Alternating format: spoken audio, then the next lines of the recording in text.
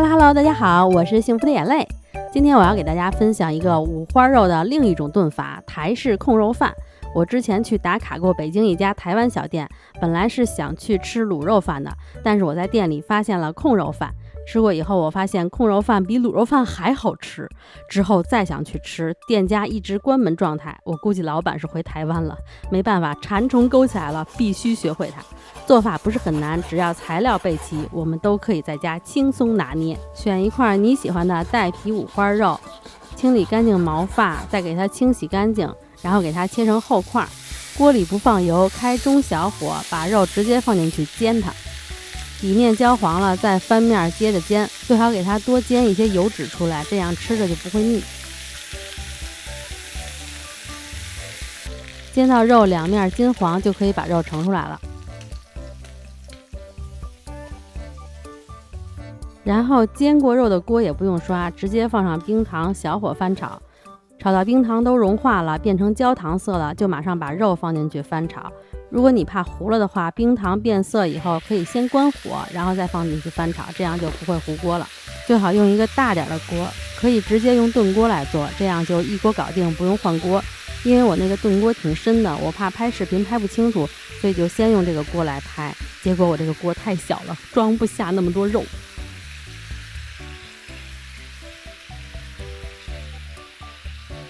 翻炒均匀以后，就放入葱白、姜片、蒜末、辣椒、桂皮、八角，再翻炒。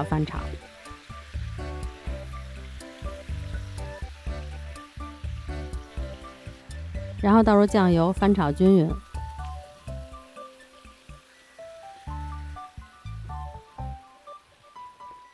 炒匀以后我就换锅了，锅大的话就不用换锅了，直接下一步。下一步就是倒入热水，要没过肉。一定要放热水，最好是开水。炖五花肉如果放凉水的话会很腻。然后再放台湾米酒、葱绿，还有油葱酥。这个油葱酥是关键，一定要放。如果觉得颜色不够的话，可以再加点老抽。翻拌均匀，再加入几个煮熟的鸡蛋，鹌鹑蛋也行，看你喜欢喽。炸豆腐最好炖30分钟再放进去，结果我给忘了，一开始就放进去了，炖了1个小时，它都炖烂了。就这样转小火，盖上盖子炖它，炖1个小时，它就熟了。